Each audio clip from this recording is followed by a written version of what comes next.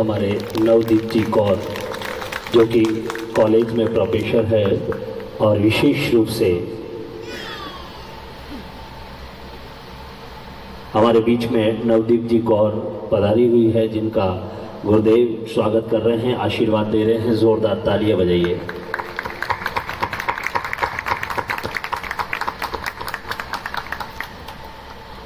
संगीत ना होता तो कोई किसी का मीत ना होता, संगीत ना होता तो कोई किसी का मीत ना होता, देख लो यहां पर भी कोई गीत ना होता।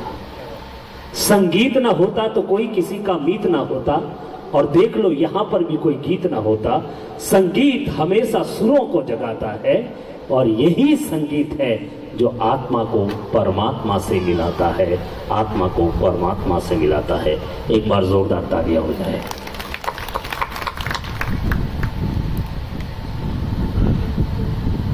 विशेष रूप से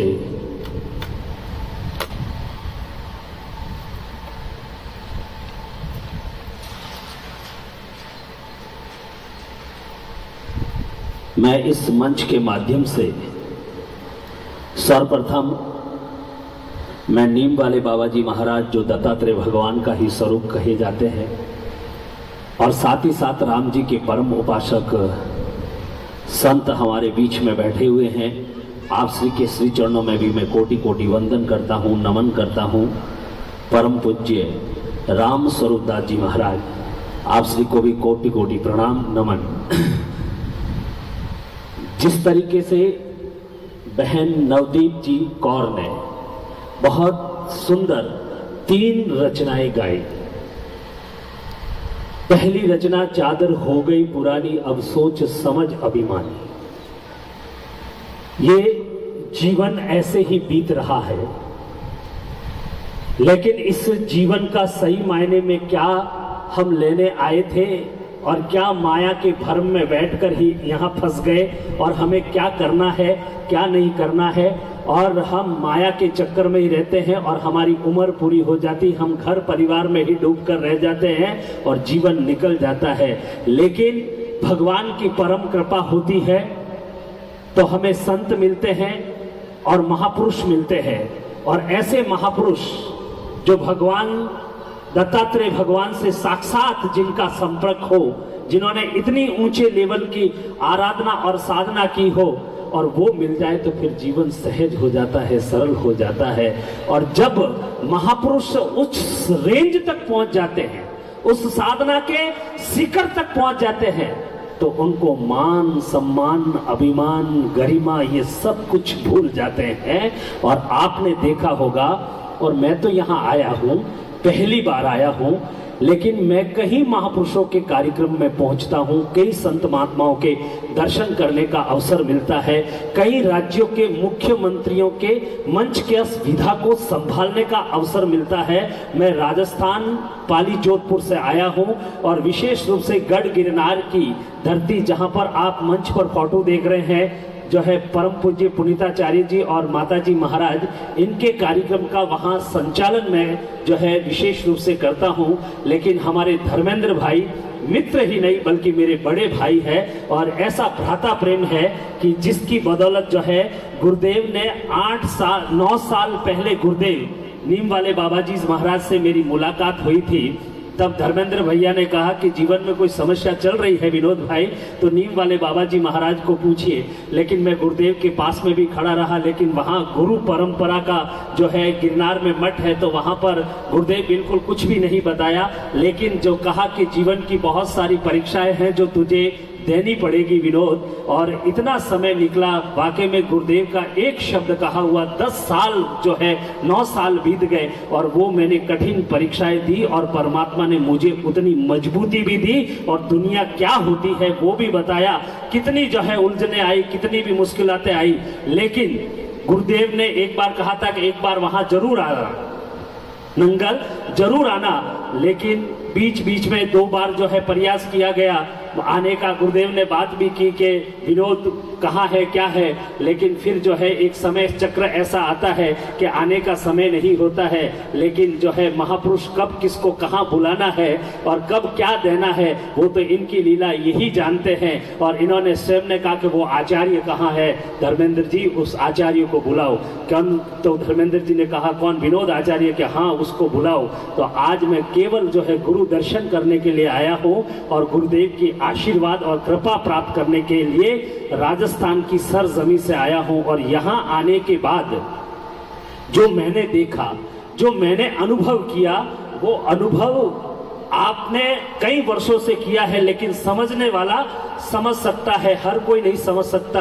31 साल तक इस नीम के नीचे बैठकर आराधना और साधना कोई कर सकता है? ये जंगल है पूरा, जहाँ शेर चीताएं आते रहते हैं। यहाँ किसी तरीके की व्यवस्था नहीं है। यहाँ पर जब पानी भर जाएगा तो इतने मच्छर हो जाएंगे। और जो है ये जंगल है, ये पहाड़ है, यहाँ पर सांप बिच्छू भी होंगे तो कितने क्या होंगे, कैसे होंगे बड़े।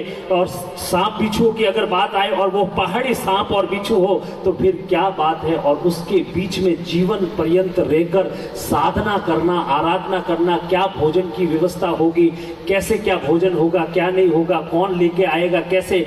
प्रतिदिन हर व्यक्ति जो है फ्री भी नहीं होता है, लेकिन यहाँ बैठकर केवल सर्दी, दिसंबर की सर्दी में, ये हिमाचल प्रदेश है, ये पंजाब है, यहाँ सर्दी कैसे पड़ती है। आज भी लोग गर्म पानी से, गीजर से जो है गर्म पानी करके नहाते हैं। और यहाँ ये महापुरुष जो आपके सामने बैठे हैं, निरंतर वर्षों की साधना और आराधना लेकर जो है दत्तात्रेय भगवान को प्रसन्न किया है। आप श्री के गुरुदेव ने तो यहाँ तक जो गिरनार में रहे हैं, जिन्होंने दत्तात्रेय भगवान को साक्षात अपने समक्ष जो है इतनी साधना की कि दत्तात्रेय भगवान स्वयं प्रकट हुए और प्रकट होकर हरिओम तत्सत जय गुरु दत्त का मंत्र दिया था जगत कल्याण के लिए। और इस मंत्र का सुमिरन करने से आप किसी की भी आराधना करते हो, वही देवता, वही भगवान आपके समक्ष प्रकट हो जाएंगे। क्योंकि ब्रह्मा, विष्णु और महेश तीनों का समावेश अगर किसी में है तो वो दत्त भगवान में है। और दत्तात्रेय भगवान का हरिओम तत्सत जय गुरु दत्त ऐसा प्रभावी मंत्र है, वो अगर आराधना कर लो तो आपको कहां से कहां तक यात्रा करवा लेते हैं। जमीन से 5 फुट उठने की जो है साधना अगर किसी की प्रबल है तो पूज्य गुरुदेव की गुरुदेव कभी बताते नहीं है। और इन आंखों से संसारी देख भी नहीं सकता है कि क्या हो रहा है। यहाँ पर देखिएगा, मैं आज जो है अपने जीवन की घटना की बात बता रहा हूं। 3 दिन पहले ही जब मैं आने 17 तारीख की बात बताता हूं, 18 तारीख को मेरी भैया जी ट्रेन आपने टिकट करवाया। जब मैं 18 तारीख को यहाँ आने वाला था, ट्रेन में बैठने वाला था, 17 तारीख को मेरे भाई की दोनों आंखों की रोशनी यानी दिखना बंद हो गया बिल्कुल ही। अब जिसका भाई जीवन पर्यंत जिसने जो है सपोर्ट किया हो, पढ़ाया हो, लिखाया हो, जो है काबिल बनाया हो, यहाँ पर नवदीप जी आप भी सुन रही हैं, जिसने भाई ने बहुत काबिल इंसान बनाया हो और उस भाई की अगर आंखों की रोशनी बिल्कुल दिखना बंद हो जाए, वो भाई आ सकता है क्या? आ सकता है क्या?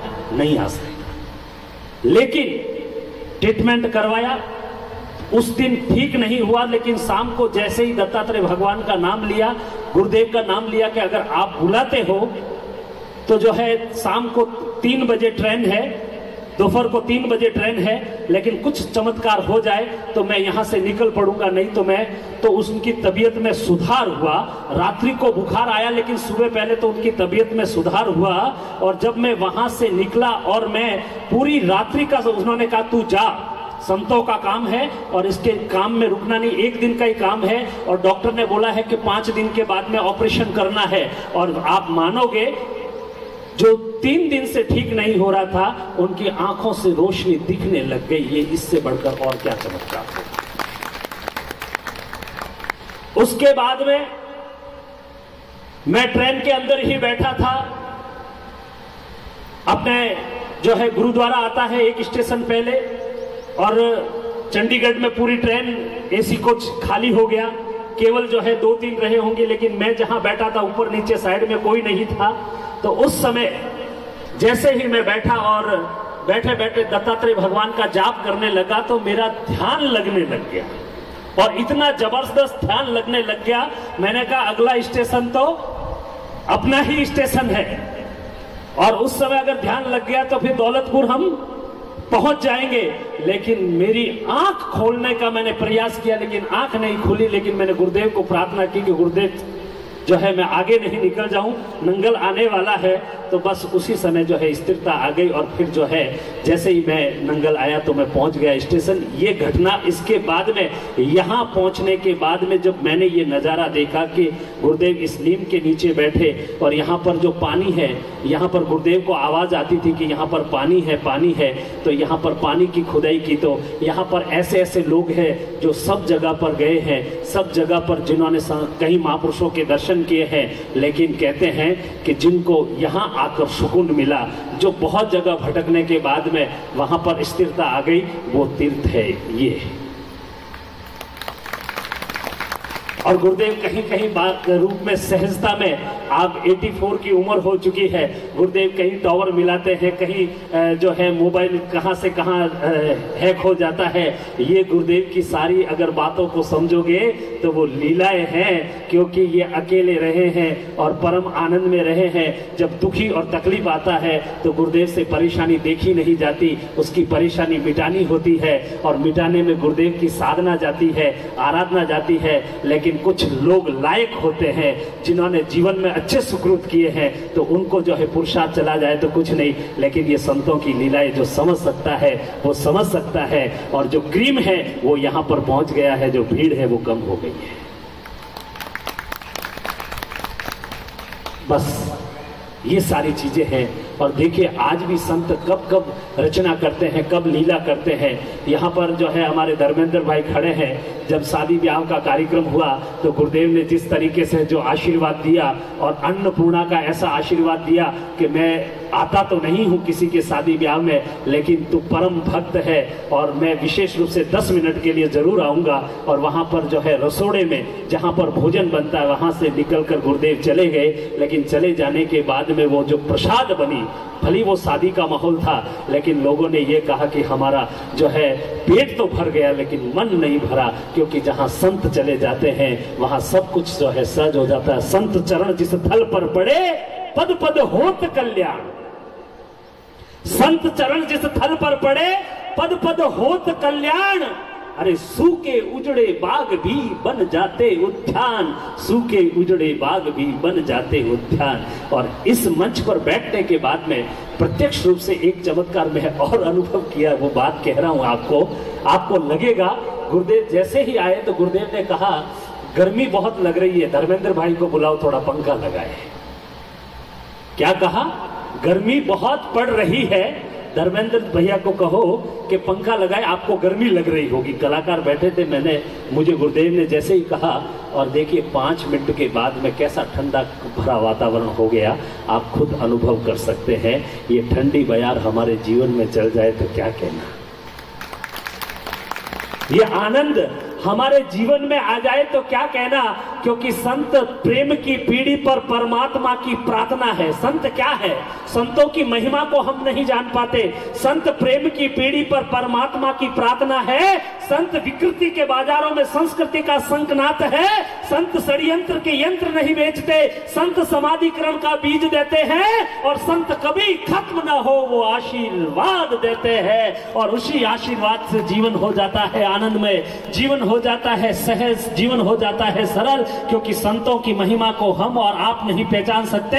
क्योंकि जिस तरीके से आकाश मार्ग की ऊंचाइयों की ओर देखते हैं, तारों की ओर देखते हैं, सलमा सितारों की ओर देखते हैं, तो और रेत के कणों को गिन नहीं सकते, उसी तरीके से तारों को हम गिन नहीं सकते। उसी तरीके से संतों की महिमा को भी हम मंडित करके शब्दों के माध्यम से नहीं जो है कह सकते। सागर की शाही बनाकर भी अगर लेखनी के माध्यम से लिखना शुरू करूं तो भी संतों की महिमा लिखी नहीं जाती है। संत संसारियों को कब क्या दे जाते हैं कोई पता नहीं होता।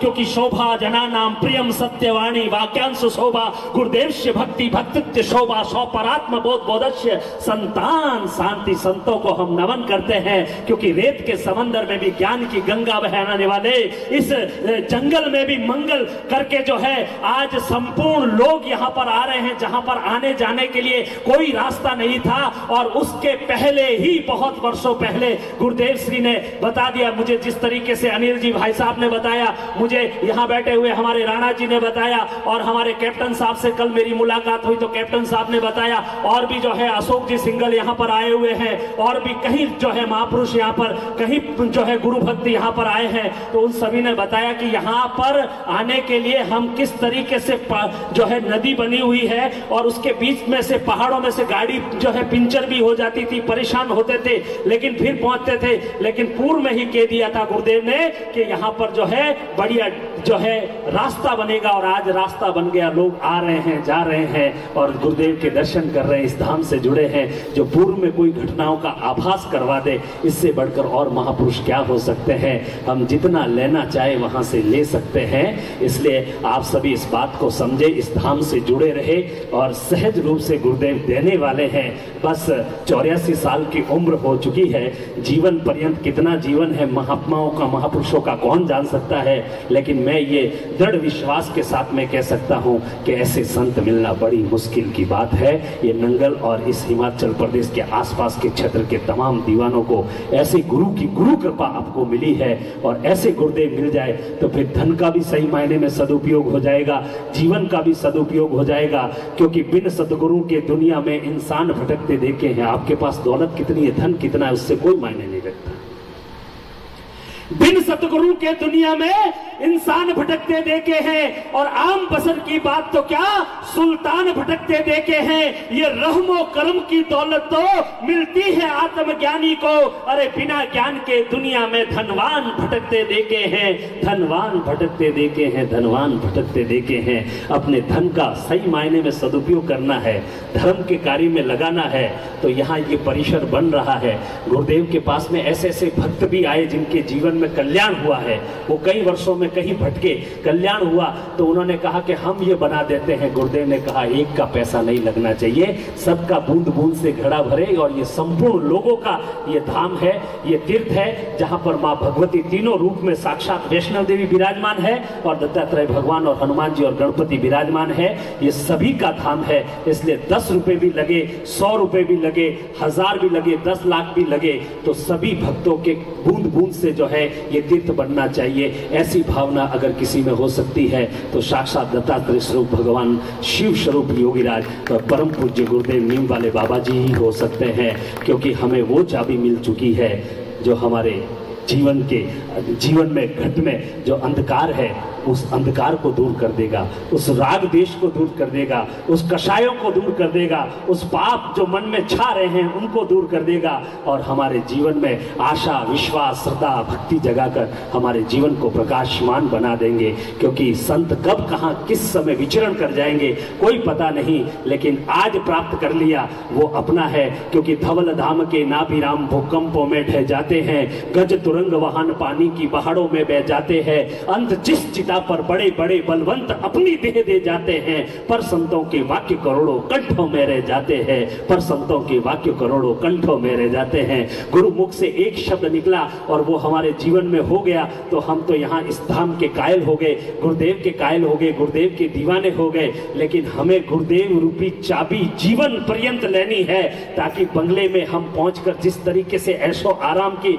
सामग्री का सदुपयोग कर सकते हैं, उसी तरीके से गुरु रूपी चाबी अगर मिल गई तो परमात्मा तक पहुंचने का और इस जीवन को सफल बनाने का और परिवार में सुख समृद्धि के साथ व्यतीत करते हुए संपूर्ण जो है पूर्व जन्म के कष्टों को भार अगर हल्का कोई कर सकते हैं तो वो गुरु ही कर सकते हैं। क्योंकि गुरु वो चाबी प्रदान करता है जो हमारे कंठ का मार्गम को प्रशस्त बनाकर मुक्ति रूपी सुंदरी स्वयं अपने गले में मोक्ष रूपी माला का वर्ण कर देती है। क्योंकि प्लॉट चाहे कितना भी बड़ा हो मगर मकान उससे बड़ा नहीं होता।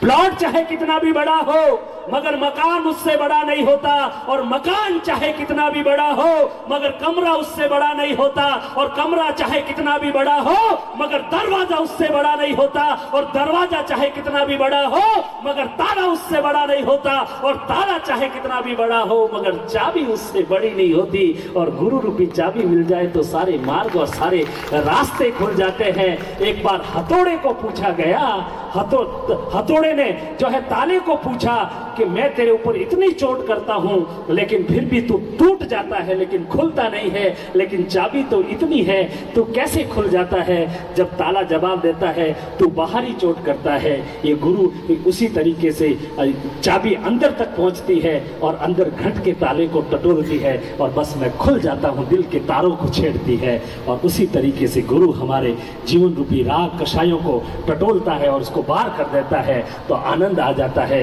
विश्वास जग जाता है, श्रद्धा आ जाती है, भक्ति आ जाती है, समर्पण आ जाता है। फिर जो है जीवन सहज बन जाता है, सरल बन जाता है और परमात्मा की कृपा हो जाती है। तब परमात्मा कहता है कि मुझको क्या ढूंढे बंदे, मैं हूं तेरे पास में, नहीं बसता काशी द्वारका, नहीं अवंतिका कैलाश में, वचन हमारा सत्कर्मानो, मैं बसता विश्वास में। अगर विश्वास है और हरिओम तत्सत जय गुरुदत्त किया आपने, तो फिर परमात्मा कहीं मंदिरों में ढूंढने की जरूरत नहीं है, आपके घट के अंदर ही है, घट के अंदर ही है, घट के अंदर ही है। दिल की धड़कनों में अपने होने का एहसास करो, औरों पर नहीं तो खुद पर तो विश्वास करो। दिल की धड़कनों में अपने होने का एहसास करो, औरों पर नहीं खुद पर तो विश्वास करो। अरे रेत के समंदर में ही भटकने से कुछ नहीं होगा, उस परमात्मा को अपने दिल में भी तलाश करो, उस परमात्मा को अपने दिल में भी तलाश करो। आइए बहुत सुंदर भावों के साथ हमारे जितने भी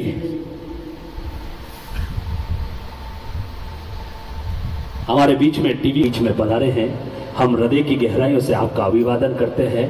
विशेष रूप से पंजाब और हिमाचल के प्रदेश की धरती आपके गीतों को सुनती है। आप टीवी के कलाकार हैं। जरा सी आंच से पिघले उसे नवनीत कहते हैं, सहे पीड़ औरों की उसे प्रीत कहते हैं। गाने को तराने तो बहुत गा लेते हैं, मगर छूले दिल के तारों को उसे संगीत कहते हैं, उसे संगीत कहते हैं। और ऐसी ही संगीतमय आवाज आपके समक्ष प्रस्तुत करने के लिए हमारे बीच में संत चौधरी जी उपस्थित हुए हैं। हम जोरदार तालियां बजाकर अभिनंदन करते हैं।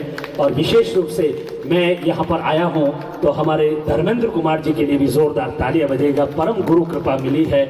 और विशेष रूप से हरीश जी राणा कल जो है बहुत सारी बातें यहाँ के तीर्थ धाम के बारे में बताई। हरीश जी राणा का भी हम खूब खूब धन्यवाद अर्पित करते हैं। और हमारे विजय जी जो कि ट्रेवल्स एजेंसी है वो भी, और विशेष रूप से अनिल जी चौहान जो इस तीर्थ धाम का विकास कैसे हो और इस तीर्थ धाम को जो है ऊंचाइयां कैसे प्रदान की जाए और यहाँ के विकास कार्य में जैसी गुरु आज्ञा मिलती है, नीम वाले बाबा जी महाराज का जैसा आदेश मिलता है उसी आदेश का पालन करते हैं। और जोगेंद्र जी राणा उनका भी खूब खूब धन्यवाद। इस तरीके से हमारे जितने भी लोग जुड़े हुए हैं, व्यक्ति विशेष से किसी का मैं नाम नहीं जानता हूं, लेकिन सभी की सेवा सराहनीय है, सभी की सेवा अति श्लाघनीय है। और हमारे अभी भाई साहब पधारे, उनका भी तहे दिल से खूब खूब हम अभिवादन करते हैं। और विशेष रूप से अशोक जी सिंगल भी यहाँ पर आए हैं, जिसके जीवन में शोक नहीं उसको कहते हैं अशोक। कितने भी आए हो शोक, लेकिन गुरु की कृपा से हो गए दूर। ऐसे अशोक जी का भी खूब खूब धन्यवाद।